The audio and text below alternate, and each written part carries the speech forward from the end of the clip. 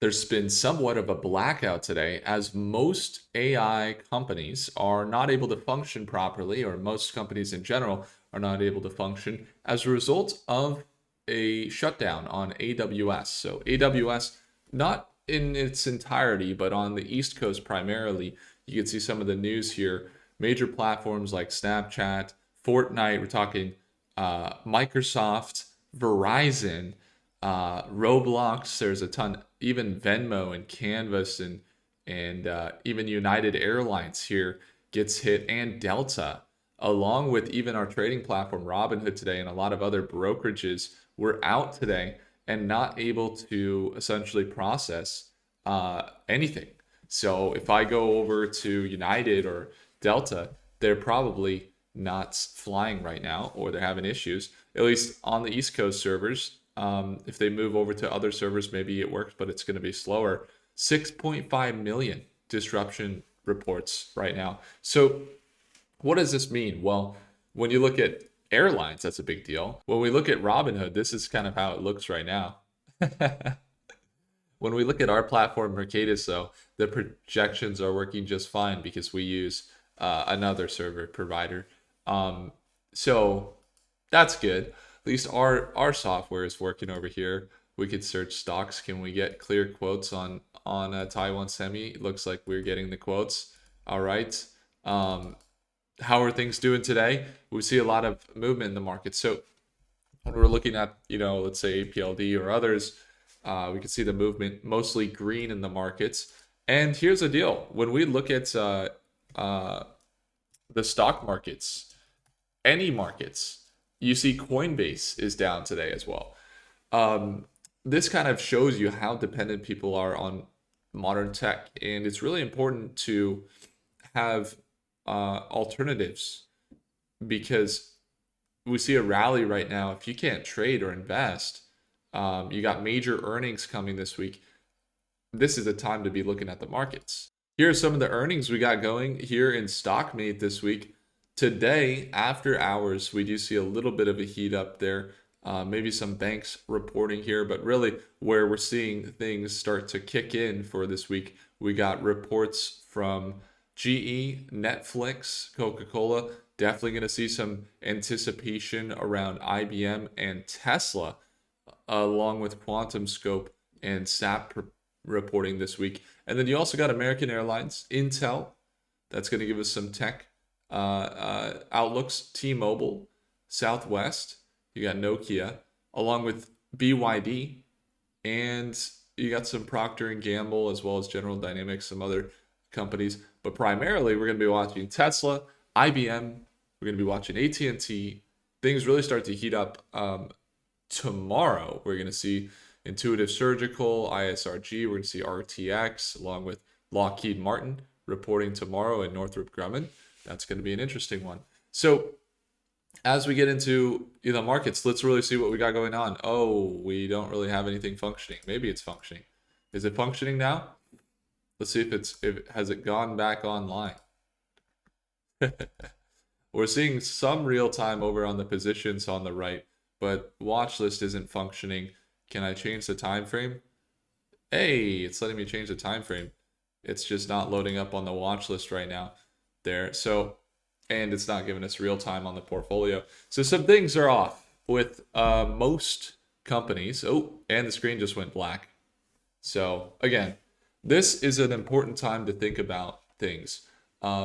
Imagine you hold primarily your wealth in a company that functions entirely on AWS. That's why diversification can be important.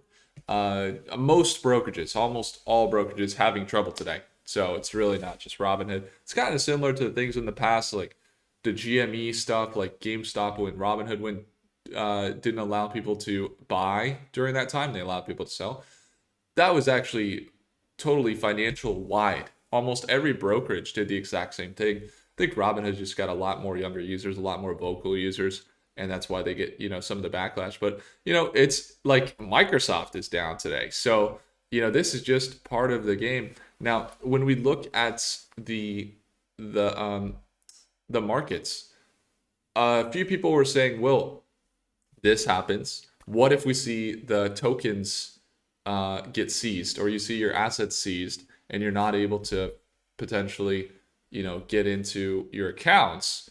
And what do you do then? And I said, I don't think that's going to be the main issue. I think the main issue would be potentially, I mean, if that is an issue, then yeah, you want to try and hold some assets that are not government controlled, or that are either cold storage or not put on, for example, the server. So you'd be looking at Bitcoin, you'd be looking at some other crypto alternatives, and possibly even having a cold storage wallet.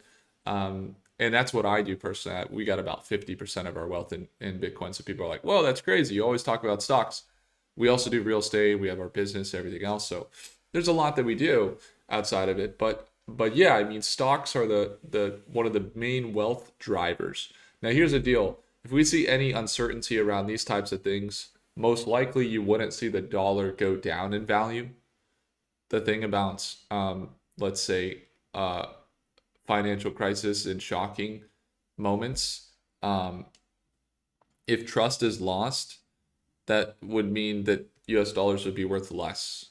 Okay, so assets are going to surge, prices would go up, and that's kind of like the outlook on if you had US dollar lose its value. And then what becomes valuable is going to be like Bitcoin and like other assets. And I wouldn't say that that's what we're seeing here, but there was a conversation this morning. It's like, hey, what do you do when things get locked up? Well, you want to have alternatives. You want to have other holdings. You want to have some funds that are in places not controlled by the US. That's always important. But overall, when we look at the stock market, aside from this big shutdown on AWS, stock market doing good. We see some green today. Most companies doing well today. Earnings report, 76% of S&P 500 companies beat their expectations. You got companies this week, Tesla and Coca-Cola, among others, that are going to be, sharing their earnings this week. So we see that. Now, we do have a little bit, I can't really show you guys my positions as, again, servers down. But just for general speaking, we hold mostly tech bullish and a lot of bullish market positions. However, we also do have a position on SOXS, which would go up if the market corrects down or if tariffs continue to hit. Government shutdowns are a factor. And, when we're looking at, for example, the government shutdowns over in Mercatus, the machine here, this is exciting.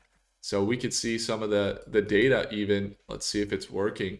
Shutdown risk unknown, average length. Oh, so some of our storage maybe is not working. I'm not really sure what's going on there. That's funny. But I think our generations were working. We just did APLD projection. We could do some other projections. APLD is looking bullish. Most data center companies are looking bullish over the next few weeks due to some of the momentum. And so we're going to continue to watch there. The key today is going to be remembering market direction is overall up, okay? And with the big pullbacks we saw last week, most companies, I can't really show you, but most companies held their pattern of uptrends and they just pulled back down and presented some buying opportunities. And that's kind of what we see with most companies. Now, there's conversations around overvaluations, of course.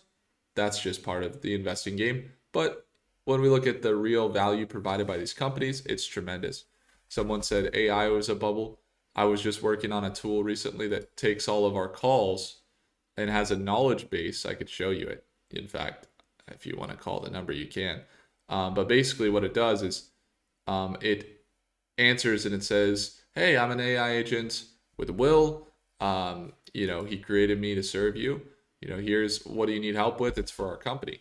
And so I'm saying like we're using AI right now. We use it quite often for tools and things like that make customer experiences better. We train them. We use it for here, obviously, for analyzing stocks quite often. So I'm very bullish on AI in general. It's just a matter of seeing continuations. One thing we got too is a potential rate cut happening here. And you can see here gold prices are on the rise. on rate cut expectations. The gold prices are at $4,336 today, and there's a 96% chance of Fed cutting rates this next week. So U.S. government shutdown does affect some of the data releases, but we're looking at a lot of growth related to the rate cuts, maybe even gold continuing to surge, small cap stocks probably surging as well as we see that play out here. And same thing with government shutdown stocks. We've seen Big Bear hold above their defense company. They've held above that $7 range. They're potentially holding above $7.50. So with the government shutdown discontinuing, we see the government open back up. Most likely, we're going to see defense stocks do quite well. Defense companies in general, and how we're seeing it play out with Big Bear, for example, partnered with Palantir. They're seeing some of that growth kick in. You can see some of the growth here with Big Bear. They're projected to go up about 5% over the next month into that $8 range. Next year, again, very bullish, up into that $9 to $10 range. So we see the growth here in the data center market, but also, again, in Big Bear AI. Let me get a refresh and search into Claude to get a look there. There we go. Let's see Claude as well. Oh, we could look at that. But yeah, so we're going to be watching some AI companies as well. And if you have any ones you're watching, feel free to tune in. We were still live this morning, despite some of the servers acting up. We went over the positions and what we were looking for this week. If you want to tune in to our daily live trading sessions, it's the second link in the description down below. If you want to get access to this amazing tool, which is Mercatus, and get the chance to analyze stocks and get an AI that can use the best AIs in the world, like Grok and OpenAI and Claude, as well as the best data sources that they should be considering, that we make sure they do consider on our platform, then you can get access in the first link in the description below. Go have a look. It is really, it's not going to get better than this. Current pricing, get 1 year access, you get full access for the year. So again, overall looking bullish there on Big Bear for the longer term, and that's just kind of how things are looking. But the shorter term corrections, probably due to the government shutdown, as well as some of the MACD and RSI outlooks looking slightly bearish. That's how things look right now. If I earned your thumbs up, hit the like button. Do consider subscribing, and I'll see you in the next video. Take care.